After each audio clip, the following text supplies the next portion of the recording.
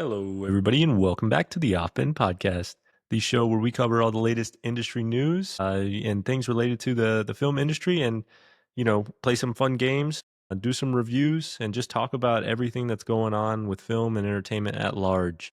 We've got a great episode planned for you guys today. A lot of topical things to discuss. But as usual, as we usually start these things, we're going to go into our rapid fire industry news segment. And today I'm going to hand it over to Carson to kick us off. Yes, Warner Bros. Has been dominating box office.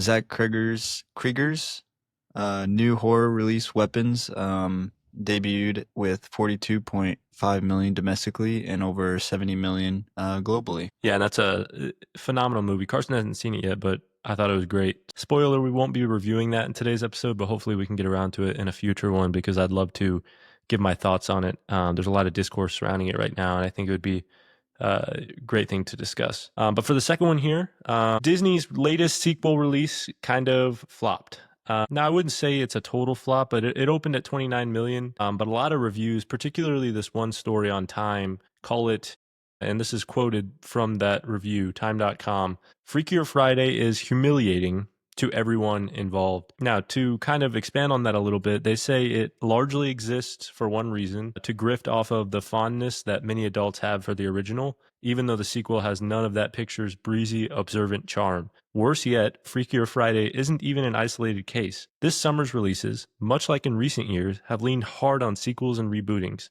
offering ostensibly freshened versions of things we've seen before. I mean, listen, they're not wrong, and we've discussed this point a number of times. We've seen Jurassic, we saw Superman, Fantastic Four, Naked Gun, Happy Gilmore. All these movies that came out are all in some way, shape, or form a reboot, or rehash, or a sequel to something that already existed. It is unfortunate. There's not a lot of original things coming out, and that brings me back to my last point about Weapons. It's good to see that original films are succeeding and doing well at the box office. But for our next one here, rom-coms are kind of like reinventing the genre. Like new releases like Splitsville, The Roses, and they kind of bring that sardonic realism and some darker twists to the rom-coms that we know and love, and that's always good to see. At Offbend, we're really about pushing boundaries, with genres and tonally speaking. We like to do things where two genres that should not go together absolutely do. And I think, having a rom-com that's a bit darker than not is also a unique opportunity.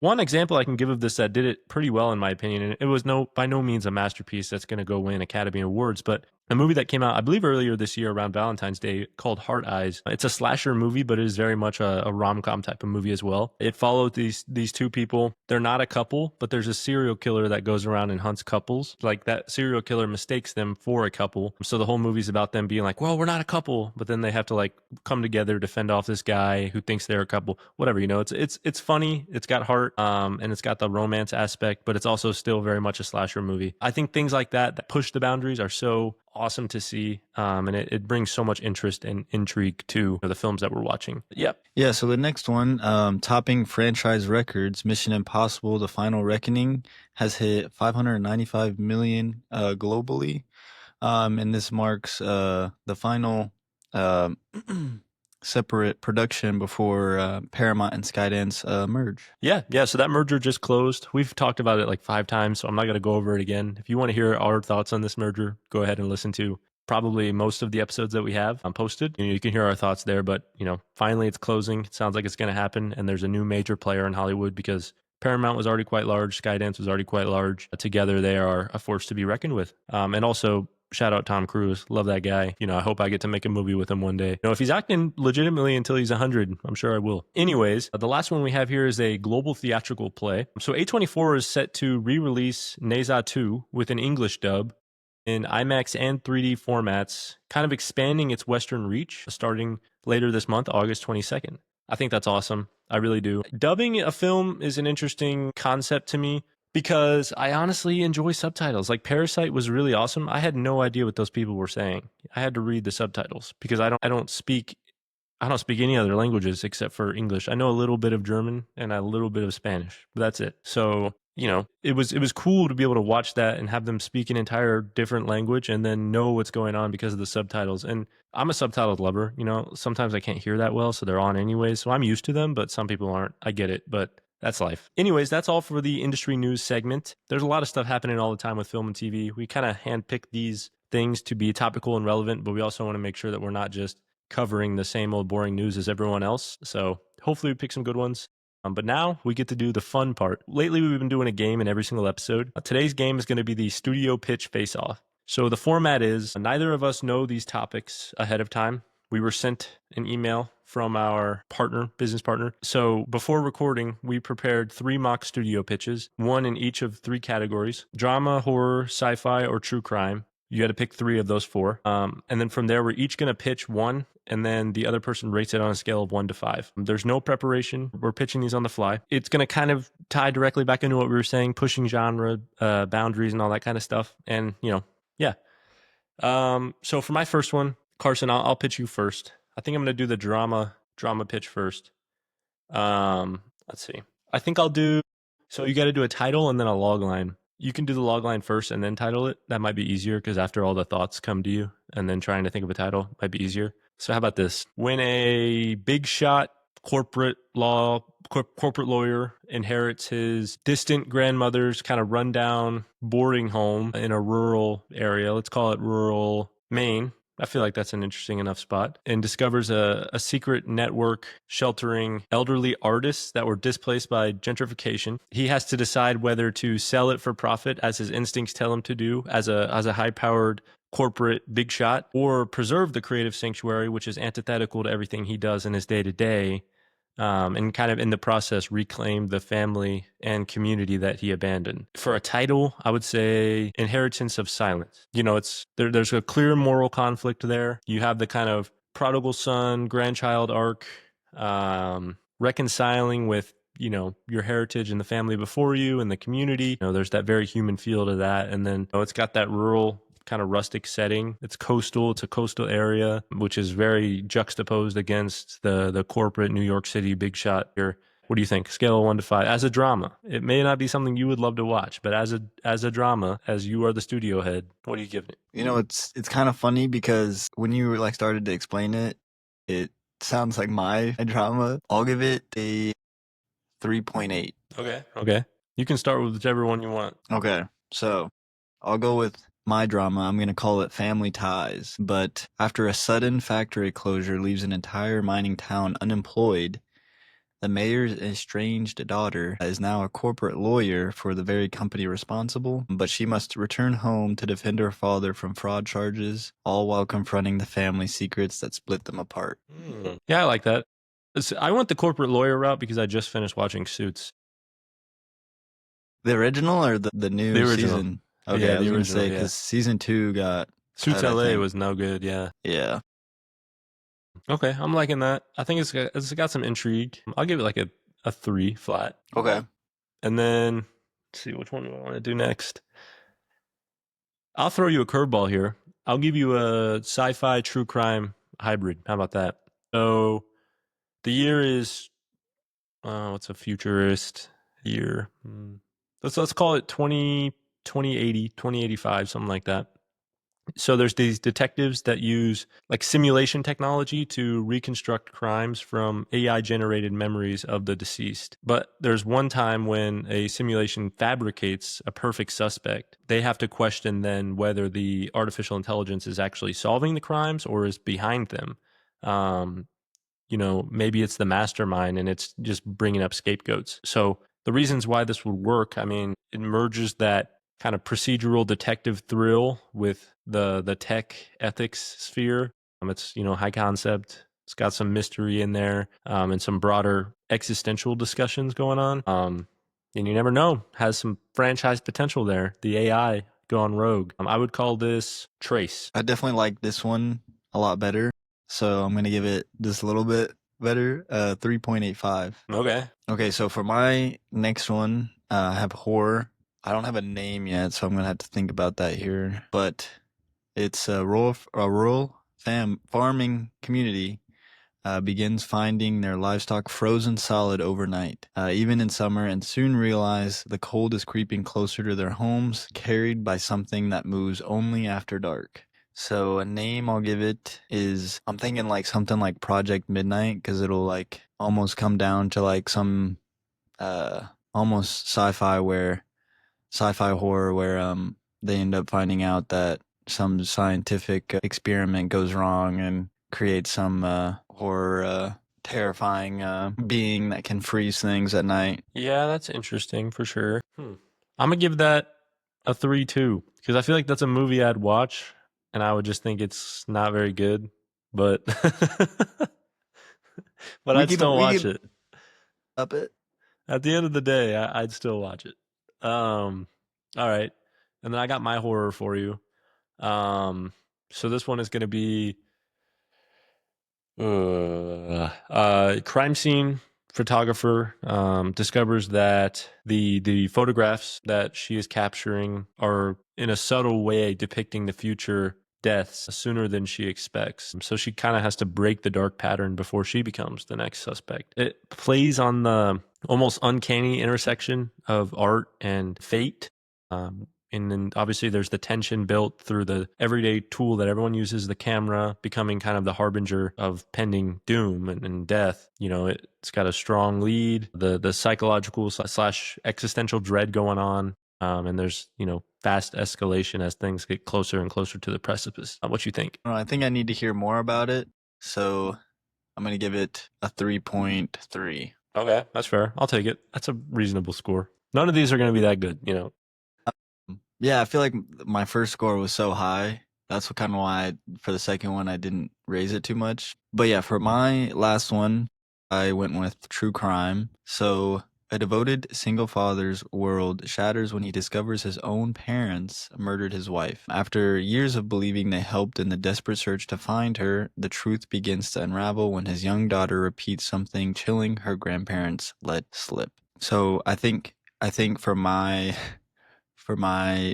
name of the film, I'm gonna go with Backstab. Backstab. Okay, I've seen this movie before on the Hallmark channel. Really? So because of that, I'm gonna Are you have to give serious? this No, I'm joking. Yeah, I would say this is a solid B movie. People would watch it and be like, "This is the worst thing I've ever seen." Like the War of the Worlds movie on Oh my Amazon Prime with gosh. Ice Cube. Supposedly it's up to like They would put 2% it in. now. Oh wow, that's so great. 2% out of 100. That is some astonishingly good work there. Yeah, I'm gonna give this a 2%. Oh my gosh. Wow. Thank you for that. I All right, love fine. that. 2 stars. So 40%. That was a terrible game. We should never play that game again. No, I'm joking. It was fun. It was fun. It was a fun game. Anyways, guys, we have a great discussion to have with you today. One that I've been meaning to have for quite some time. I really want to dive into the current state of theatrical comedy. Is it dead or renaissance? Like, is it coming back? Is it being revived? And if you think back in recent years, there hasn't been a ton of theatrical comedy releases that are solely comedy. There's been a lot of horror comedy that plays really well in theaters, but comedy in packed theaters plays really well. I was listening to a podcast recently with some comedians and Ed Helms, who is, famous for a lot of stuff, but namely he was Andy Bernard on The Office. He was also in The Hangover. So, he's got a very wide and broad comedy background. He was in Tag, and a number of other things. He's a phenomenal, funny guy. And they were talking about, why don't movies release in the theater anymore? Comedies release in the theater anymore?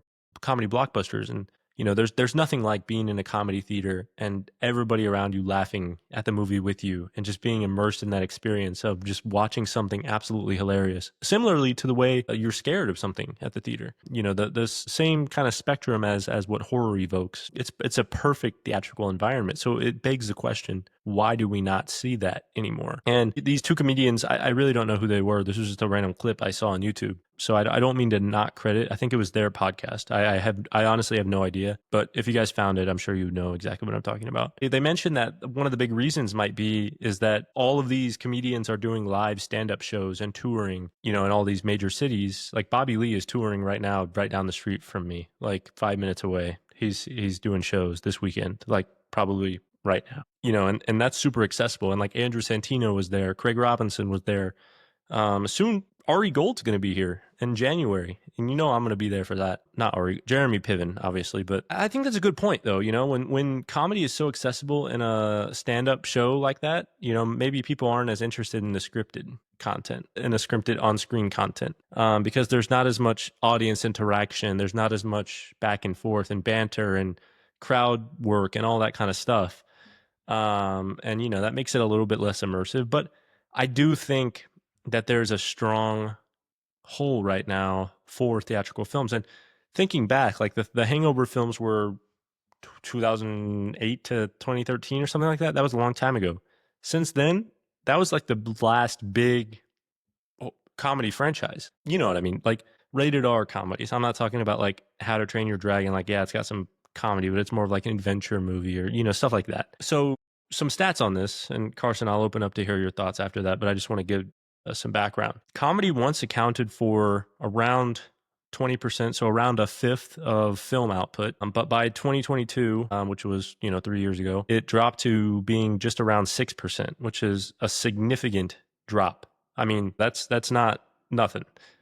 You know, we've seen a fall in theatrical comedies. There was zero theatrical release comedies, at least, you know, worldwide releases in 2024. Studios have turned strongly towards risk-averse attitudes and obviously are favoring blockbusters and streaming, which is unfortunate. But, you know, at the end of the day, they are businesses. And then there's obviously, you know, the international challenges and hurdles. Comedies generally struggle to sell abroad. Humor and jokes and banter, they don't always translate culturally, which kind of reduces the studio confidence and outlook. And then there's, you know, the budget and star power issues, which are, you know, that no new comedy blockbusters are happening. There's all the comedy stars are aging, whether it be Adam Sandler or, you know, Owen Wilson, Vince Vaughn, all those type of guys. I'm talking like Wedding Crashers and Ed Helms and you know, Bradley Cooper was in The Hangover. I guess he's a funny guy, but you get the point. Like Jim Carrey, we don't see that anymore. And there's, you know, the rising costs associated with all of that, and then, you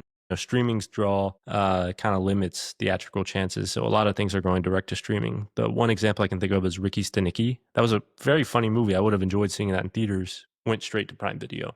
It's unfortunate. So Carson, I'm interested to hear what you think. Do you think that there's a place for comedies in the theater? Do you think there's a void of that right now? Because I feel like we're pretty regular theater goers. And you know, all of the movies we reviewed, I don't think we've reviewed a single comedy except for today. Yeah, I mean, I was just gonna bring up The Naked Gun. I feel like that's probably the first comedy in film or in theaters I've seen. But yeah, it's definitely one of those things where it's probably tough to make and take on that risk, because it kind of goes back to what a lot of filmmakers and producers have said in the past, where back when DVD was a thing, like you wouldn't have to worry about how well it does in the box office, because you have the whole back end of selling the DVD, and that's going to make you your money back, you know. So there's a lot less to kind of work with in the sense of how much you're gonna make in the box office. So yeah, I don't know, it's really hard to assume if it's dead or not. I think we'll definitely find a way to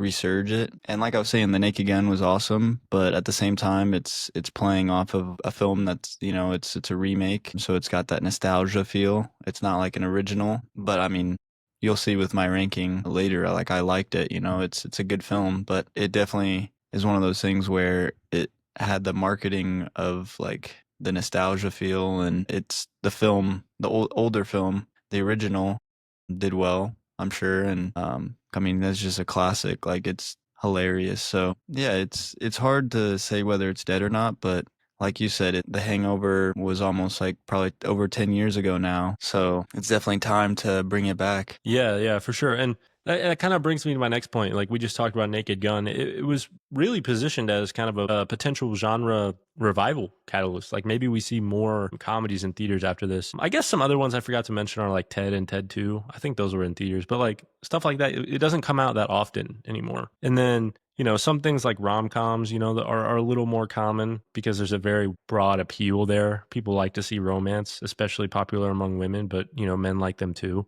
demographically speaking. But there's a positive forecast as far as film and entertainment go. According to dataintello.com, the comedy film market is currently valued around $20 billion. It's expected to grow to around $30 billion by 2032, which is, for all you data nerds, a compound annual growth rate of around 4.5%. So that's a positive outlook. We're talking about a 50% growth in just 10 years. That's significant, and especially when the market is already so large. I'm hopeful that we'll return to it, because there's nothing like going to a comedy and just knowing you're going to get to sit there and laugh. When you go to watch like a Marvel movie, for example, there's going to be little quips and jokes, but you got to be like locked into the story, because if you miss one detail, that could have severe implications 5 movies down the line. You have no idea what's going on. Or if you go to watch a horror movie, if you're like me, you might have to have your eyes closed for some of it because you don't like jump scares. So it's not as relaxing or calming of a theater going experience. It's still fun in its own right, and I do enjoy horror, but it's not the same. But anyways, so what elements make a comedy worth a theatrical experience today to you? Like, what would you say are the key drivers of, if you were going to a studio and pitching and saying, this is why we need more comedies in the theaters, what would you say are the reasons for that? I feel like I would just say people need to laugh. People, like, they want to have a good time. They want to watch something where, I've said it before, where I go to the film, or I go to the theaters and I'm watching a film where I am immersed into the film and just want to forget about what's going on in my daily life. It's like a stress reliever. So having that comedy aspect and laughing and just having a good time, sitting there, it's something that you don't always get in your daily life, but yeah, it's something that everybody needs, and I would definitely like to see a lot more comedies in theaters. But like I said before, it's probably such a big risk, and depending on how much the budget is for the film, it's hard to kind of tiptoe that line of creating a good film, having a low budget with actual actors to pay. So at the end of the day, I would just say that everybody needs a good laugh every now and then. Oh, yeah, for sure. For me, it's like I said earlier, the communal energy that you feel in the theater with a bunch of people who are just there to do the same thing as you and laugh and experience the film together. I saw Naked Gun last night, and people laughing audibly was one of the best parts of the movie, because everything that they found funny, I found funny too. So I was laughing with them, and we were enjoying it together. And then, there's the nostalgia. I'll go back and watch movies that I really enjoyed. Superbad is one of my top 4 movies of all time. I love that movie, and that's a comedy through and through. It's also, got some other themes like coming of age and all that kind of stuff, but it's a comedy, and I've made my feelings clear about Seth Rogen and all of that. But, it's important to have that. It's important to be able to look back and say, wow, that was hilarious. Let me show this to my kids one day.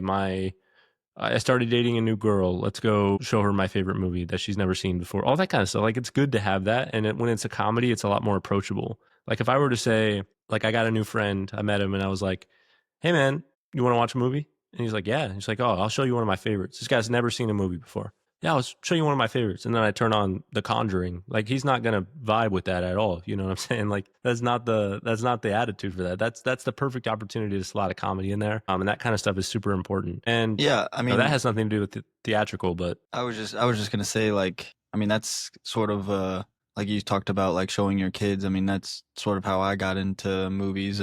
Just watching stuff with my dad. He'll be like, hey, sit here. Sit down, we have to watch this movie, back in the day he would record stuff. It's a little different now, you can just go and watch it on a streaming service. But back in the day, I know you had to record things, so he would always think of me when he sees it's on there. So he'd be like, hey, we got to watch this film. It's a classic, So, that's where I saw the original Naked Gun. He showed me Shawshank Redemption, and then that's my favorite film, So just that thinking back on watching films with my dad, it's cool to kind of see that idea of wanting to show films to your future kids, and comedy is definitely something that might translate with generations, but it just kind of depends on what they're not making fun of, but bringing the comedy to. But yeah, it's definitely a cool concept to think about. 100%. And that kind of brings me into the next point, which is, can we as Offbend Studios lead with kind of mid-budget, bold comedies that combine genres for theatrical viability? And I think the answer, in my opinion, is absolutely yes. Our first film, High Stakes, we've discussed it a little bit on here, but it's definitely reminiscent of some of the comedy films that we grew up knowing and loving. You know, there's similar comedy, there's similar timing. It's very character reliant, and their reactions and attitudes and, you know, interactions it's a character driven film through and through. But within that, there's a lot of comedy. Now, there's a lot of other things too, you know, crime and thriller aspects and all that kind of stuff. But I want to have something the audience can laugh at, laugh with, and enjoy, and just sit down and really like it. And, you know, the thing about doing these low budget, mid budget films is that each one has the potential to do extremely well or extremely poorly, but no matter what, your losses are capped at the budget plus marketing and all that kind of stuff. Versus if I go out and I put out, I'm like, oh, I'm going to nail down $100 million comedy movie that's going to have star-studded cast. I'm talking Adam Sandler, Jim Carrey, throw in Michael Douglas, who cares? You know, all these guys, Kevin James, Seth Rogen. It's going to have all these guys, and everyone's like super excited to make it, and the studio sign off, and we do it, and then it gets to theaters, and people like it, but makes $20 million. Okay. Well, we're cooked, you know, like now we've lost $80 million plus marketing, you know, so we're in trouble. So in general, I think the low budget and mid budget range is a uniquely smart business opportunity in a film, especially as it presents itself in the current age, as you said, where you can't rely on back end DVD sales. The opportunities and the economics of the whole thing have changed significantly. But I do think that theatrical, while yes, you have to be more selective as to what you distribute that way, is still the best way to watch a movie and experience a movie, especially ones that are made for the big screen. So absolutely, we could lead with that, and we intend to. We want to reinvigorate what it means to watch a movie at the theater, and we're excited. You know, all the work that we're doing is finally starting to move forward and pay dividends, and we're excited to share more about all that soon. But yeah, and then, you know, bottom line, comedies, you know, I hope it comes back. Who's to say if it will or not? Markets are a crazy thing, impossible to predict. If you could predict them, everyone would be a billionaire from stock trading and all that kind of stuff. But yeah, any final thoughts on that, Carson, or are you ready to move on to the review segment? Because I'm excited for this one. Yeah, let's go ahead and move on. Cool. So today we have 2 movies for you, which, I mean, last time we told you we aren't doing 3, so you're lucky you got 2. We have Together with Dave Franco and Alison Brie, and then The Naked Gun with Liam Neeson and Pamela Anderson, and some great secondary casts like Paul Walter Hauser and so on. Let's start with Together, because I think it's, you know, we just talked about comedy. I don't want to lean too much into the Naked Gun right away. I think we could talk a little bit about Together beforehand to switch gears just a little bit and not have it all meld together. But Together,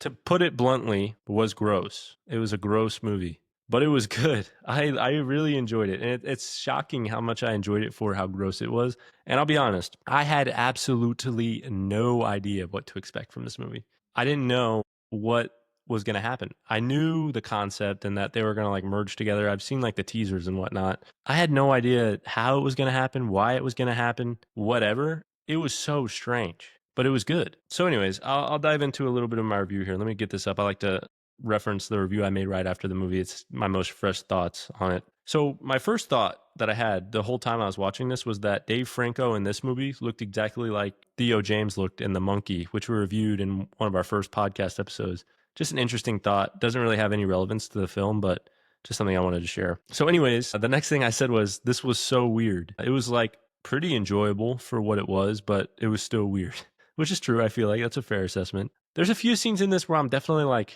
dude, what? And then they definitely took a few swings for the fences, which I'm, you know, proud of, because it worked out. It was good. You know, there's a few gross scenes too, which, you know, it's a body horror film. You kind of expect that. I don't think it did anything too unimaginably crazy or gross, or like if you looked at it, it would be like disgusting. I would say the opening scene was one of the worst, because you just hear, I'll spoil this because it really has no relevance to the rest of the story, but there's these 2 dogs and they go down and they drink this water, and then this guy takes the dogs home and they're just like staring at each other. And then in the middle of the night, the guy hears like the dogs out in the shed. So he goes and looks at him, and he just hears like the dog like breathing, like, and you can't see it until he shines the light on it. And then when you shine the light on it, it's like this abomination of the dogs like merged together, which is kind of like the point of the film, right? You see what I did there? Merged together, you know? But that was probably the grossest scene, except for the part later in the movie, much later.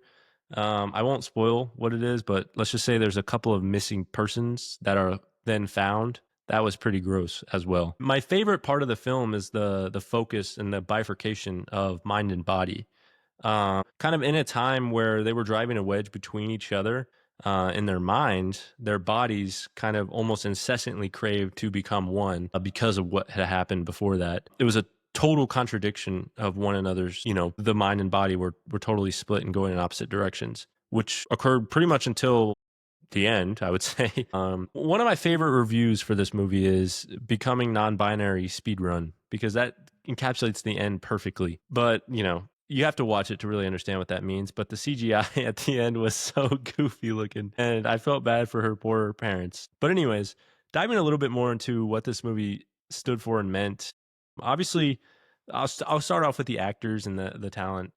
Dave Franco and Alison Brie absolutely killed it. I believe they're married in real life, and they are absolutely, they have tons of chemistry in this film, and you can just tell it jumps off the screen. They are great together, and I've watched all their interviews and their press tour for the film as well, and it's a lot of fun to hear the way that they approach things and the way that they work together and the love and fondness that they truly have. It's super endearing, and I really appreciated it all. Another thing is like the whole message behind it is like one of codependency and the things that come with that. And I think it's super interesting to explore it in this way. And the angle that they went with like the whole cult and all that kind of weird stuff, I felt like it wasn't too played out and it was a unique aspect. So overall, I really like this movie. I gave it a 3.5 because while I really did enjoy it, it still wasn't like the best thing I've ever seen. But again, I really enjoyed it. But yeah, I'll hand this to Carson and let you give your review, man. Yeah, I think I'll give around the same review.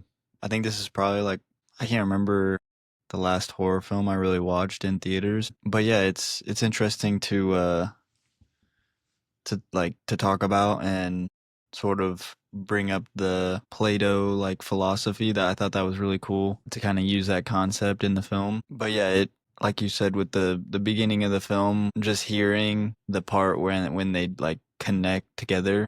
And in the film, it's not really like a spoiler, but at one point they talk about like if you don't accept that you're like coming together, it's there's two ways that's gonna, like, after you drink the water, there's two things that's either gonna happen. Either you're going to connect together and become one, or you're gonna just become this like grueling and messed up being. And that's what he was talking about with the two dogs, where the father like of the dogs, he like shines the light on them, and they have like two heads that are like, it's pretty disgusting, but it's like what you kind of expect in a horror film, but yeah, I'd say like a 3.6. And I didn't know that they were married until like after, but not that it like changes anything. Like their chemistry was crazy on set or on the screen, so it was cool to kind of think about that after the film and look back on how they kind of work together. I thought it was funny in the part when she tried to like propose to him without a ring. Like, what else was he supposed to react? Like, I would freeze too. I'd be like, what is, like, his reaction was like, are you joking? Like, I would low key would have said the same thing. Like, not saying a woman can't propose, but it was like without a ring, like in front of all their friends, like it was just super awkward. And her like best friend tried to like clap it off or whatever. Like, it was just one of those things where like you could feel the awkwardness through the screen. And that's just the actors acting. But yeah, altogether I really liked it. I don't see horror films that much, like I said, so it's cool to kind of see a lot of like the jump scares. I think the funniest jump scare was when he was asleep. The first time he was asleep and he was looking at his parents, and then he like wanted to get away from him, so he like pulled up the sheet or his comforter, and her head like came up underneath. That was a good one. And then he like wakes up, but it's just funny to remember all the jump scares. The worst jump scare for me was it was more of a gross thing, like when he was eating, like absorbing her hair in the bed. Yeah, that And they turned the was lights on. weird. That was disgusting. And it was like stuck to his throat. You had to like rip it out. Ugh, nah, Yeah, nah, nah, nah, nah. I was very confused at first because like she was like I thought there was something in the room because she kept like looking, but she was just hearing him start to like put the hair in her his mouth. And so like at one point she's like, "Oh, well, you're on my hair, like get off, get off." And then next thing you know, she turns the light on and just sees his face. Just, oh man, And then I when he couldn't got stuck imagine. in the bathroom stall, when he got stuck and couldn't get himself out, Oh my gosh. that was crazy. Oh my gosh. I was like, I don't oh. even think we can talk about that. Yeah, no, that's why I'm speaking about it kind of in broad terms, but that was disgusting, man. I was cringing in pain. But yeah, no, it's a good film. I highly recommend anybody that hasn't seen it to go see it. Again, it's not anything revolutionary, but it's fun for what it is. The talent on screen is very evident. I think everyone did a phenomenal job, and I couldn't be happier with the result. The next film. I think Oh, go ahead. something else I kind of want to mention is there's a really funny part where they are trying to go against their bodies. So, like you said earlier, it's what their mind isn't connected to their body, and I don't want to spoil too much of it, but the way they go against it is by taking muscle relaxers. And so there's a scene where it's right when they first, basically the picture that's on the main picture they show where their hands are like inside each other's bodies. When that first happens, they're like crushing the pills on the floor, and he's like, it'll go to our bloodstream faster if we snort it. After the film, Corbin mentioned it was like something he like the studio when he's talking about in that party, with the mushrooms. Like it's just something he, as an actor, he's so funny. Just the scene in Yeah, general, it's like a cool way to kind of bring like a comedic aspect to like a serious situation where they need to get it in their bloodstream as fast as they can to stop their bodies from going any further. But oh, I for don't know. sure. Go ahead. It had a lot of humor in it for sure. It was definitely a funny movie for what it was. I'll say that. But we can move on now and talk about the actual funny movie that we watched. That was The Naked Gun. Now we've kind of already given our thoughts a little bit on this. I want to expand a little bit because I really, really like this. I watched it last night, and there's a lot of things and aspects that made it great for what it was. Number one, Pamela Anderson and Liam Neeson hit it out of the park. They did a really good job, especially Liam Neeson. I honestly, I knew he was funny because I've seen some other stuff that he's been funny in before, but he took it to a whole new level in this film. Just the pure stupidity that what is his name? Frank Drebin or something like that. Junior. Yeah, Frank Drebin Jr. He's not an intelligent guy, and he takes everything super literally. So people ask him stuff, and he'll just like give the wrong answer for the question, and they'll just look at him like he's like a total idiot. But he's like some kick-ass cop. Like he does like he fights super well. He beats up Bruce Buffer in the UFC octagon, which is crazy. There's a ton of things I like about it. Number one, it's a short and sweet movie, like an hour and 25, hour and 30 minutes. It doesn't overstay its welcome. It's perfect runtime. There's a little bit of mystery involved. There's a little bit of like noir aspect, which kind of plays into that. I like the voiceovers where he's kind of describing what he's doing, and then it shows the car driving and him ending up at the door. The door opens, and now it's set in present day. The narration's gone. That whole kind of setup. I love that vibe. The story, the literal device that they were using was called a plot device. It was such an obvious like parody. But I love parody comedy films. Scary Movie 6 is coming out in the near future. I couldn't be more excited for that. But the films like this they do it for me, man. I love it. It paid homage to all the past characters, like by showing everybody had like everybody's parents were on the wall and they were just like all like praying to their parents side by side.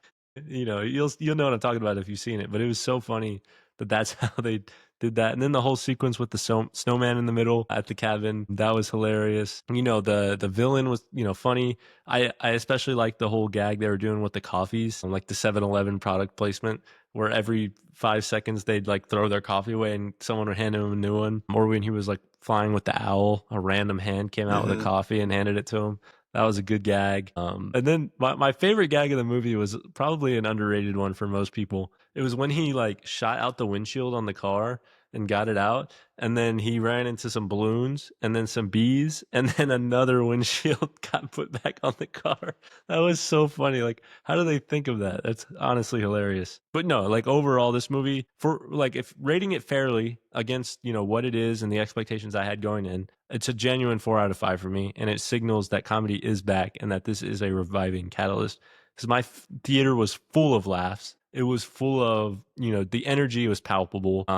And it was insanely good. I really liked it. That I don't even know how much more I could say because I'll just keep echoing the same thoughts. Yeah, I'm gonna give it the same score. And going off of what you said with the bees and the balloons and the replacement windshield, it just kind of like shows how easy he like figures something out. Like he starts just like spamming buttons, and then like the AI comes up and he's like, "Seems like you need help." And he's like, "Yeah, open the door or unlock the It door." And was he's like, "Okay." And then he ends up like jumping out, but it's like just the simplest stuff like works to bring like comedy into it.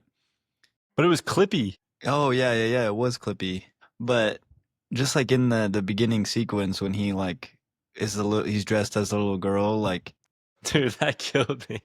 When he took the mask off. I was like, dude, what? What am I about to be watching right now, man? Yeah. it was just like at first it like kind of surprised me because I forgot how like in the original like how easily stuff for the Frank was, like everything he like did works out, even if it's something stupid. But he like they didn't even like try and like do too much with the like there was one part where he literally picks one of the guys up and they're like shooting the guy and like you can literally just see it's a dummy. Like it's not an actual He's body just like anymore. flopping around. And then he like throws it in the air and or like throws it to a group of the guys and they like instead of shooting him they just still shoot the body and end up like shooting each other. And then in the same scene like he ends up using one of the guys robbing the bank as like a bowling ball and like they have a strike sound bite almost where all the pins fall down, Right. Then I was going to say another funny thing was when Dave Bautista came in towards the end because Liam Neeson had to use the like a restroom or bathroom, whatever. yeah. That was funny. They had a gag or something to that effect, like every 45 seconds to 1 minute. There was something new every time. It was so funny, dude. I don't even. When Another really funny part was when the guy was looking with the thermal binoculars and it looked yeah, like they were doing some lewd acts, and then the dog came in. It looked like he was doing some lewd stuff with the dog, but really they were just like basting a turkey.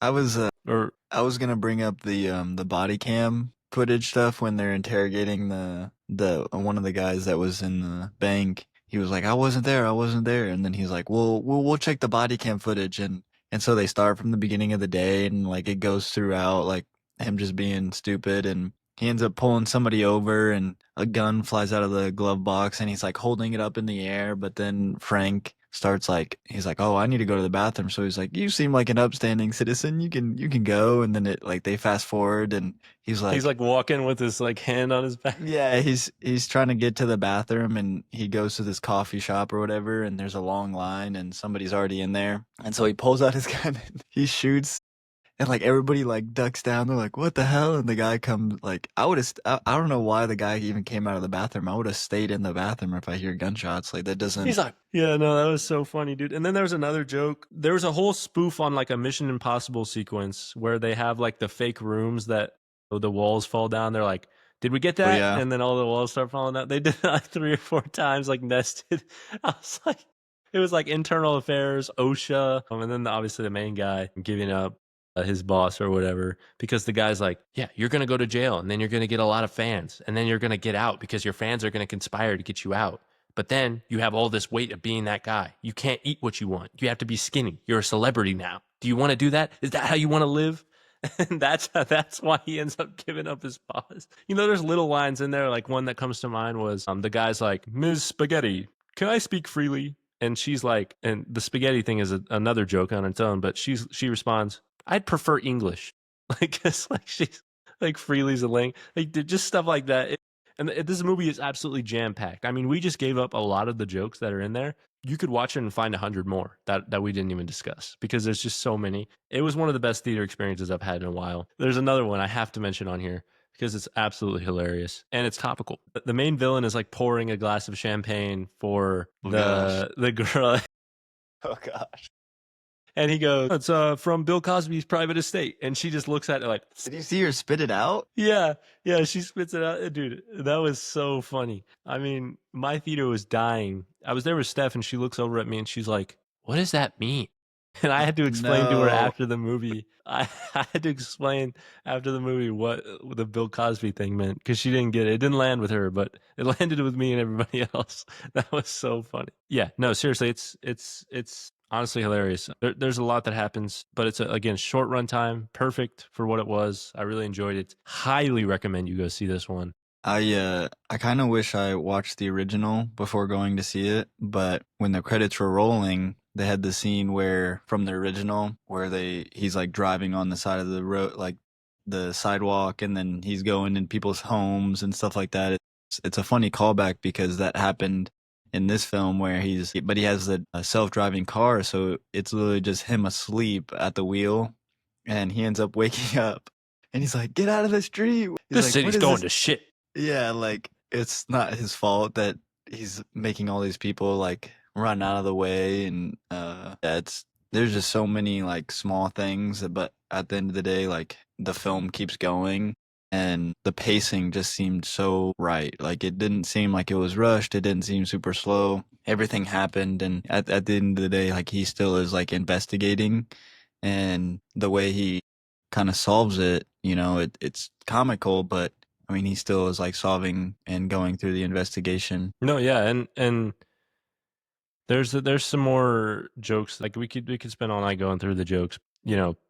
The fat bozo eating spaghetti joke, the TiVo Sparkling jokes, water. the sparkling water, the UCLA where she's like, oh, I went to college Yeah, I around, and live he's here. like, oh, UCLA, and she's like, I see it every day. Come on, there's so much play on words like that and stuff. Just like it's super comical. I mean, it's super witty. The timing is great. When Frank first meets the villain, the villain's like, "You finally made it," and he like walks up to him and he's like, "Lieutenant Devereaux or whatever, or Devrin." What? No, what's it? I think it's Debrin, Frank Drebin Debrin, Jr. Debrin. Yeah, I said Devrin, but it's Debrin. And he's like, same. Like he said his name like because he knew it, but he like thought he was introducing himself. Right. It's just the little things like that, I guess. And then he got mad about the Buffy the Vampire Slayer episodes that got deleted from the TiVo because she connected it to the internet or something like that. Like, oh, I thought I was plugging it in. That is an Ethernet cable that you plugged into my TiVo. I swear, I'm just booting it up to see if my episodes are expired, and I won't be able to watch my Pamela or my Buffy the Vampire Slayer episodes anymore. And it's like, sure enough, they're expired. Liam Neeson should not be talking about that. Like, what are we doing? When he was snapping all the phones. Yeah, yeah. That was almost like the coffee thing for a second there. Every single phone he would pick up or call anyone, he's snapping an app. Oh man, seriously, we could literally talk about these jokes for hours, but I don't want to spoil them all. I want you to go experience them for yourself in the theater, so please do that. But yeah, that's all I had to say about the movie. Carson, you got any closing notes on that one, or do you think we can wrap things up? Yeah, go see The Naked Gun. It's a funny comedy. We want to see more comedies in theaters, so let's help it out and make it less of a risk for other studios to make comedies. Yeah, and there's a great fight to watch. That's kind of included in the film. It's a UFC fight held at Ponzi Scheme Arena. So go ahead and watch that one. It's super great. But anyways, guys, that's going to wrap up today's episode. We appreciate you listening to us rant and yap about films. And we really care about all this stuff. So it means a lot that you care about our podcast and listening to us talk about it because, these are conversations we'd probably be having regardless. So, to kind of recap, comedy might have had its struggles over the years in theaters, but a few strategic releases here and there with the comedies and the evolving subgenres like rom-coms and horror comedies and things like that. They all signal a potential revival that I'm excited for and heavily anticipating because, like The Naked Gun has showed us, comedy is back, baby, and parodies are back, and it's super exciting. So what's up next? As far as Offbend goes, we are heavily into high stakes and everything that comes with that. We are making significant strides, getting some big people attached, and we're excited to share more about that soon. The script is at a spot that I'm really happy with, and we're excited to get closer and closer to being on set and shooting that film. Carson's actually coming up to visit in Texas this weekend. Well, we're recording this on Sunday, so the following weekend. We're going to do a lot of cool things, and we'll have some stuff to share with you guys out of that. It's going to be a lot of fun, and we're super excited. So I want to leave everybody with one question. What original comedy concept would you pitch to revive theaters, and who would be your lead? Would it be an Adam Sandler or a Jim Carrey? There's all these distinct styles, Seth Rogen, on and on and on. As usual, the ways you can support us: like the pod, listen to the pod, like our socials, follow our socials, interact with us. We love talking to you. We love hearing your thoughts. People have been getting more vocal on our TikToks, and things like that. And we really do enjoy the opinions. You know, some people don't like or agree with us, and that's fine. Others do like and agree with us, and that's fine too. We appreciate and value all perspectives and inputs. Even if you hate us, you know, that's valid. That's fair. We're not for everybody, and we know that. But yeah, we really appreciate you listening, and thanks so much. I'll let Carson give his closing notes. Yeah, thank you for all your support, and I can't wait to keep being on this journey with you guys. Yep. Thank you. Peace.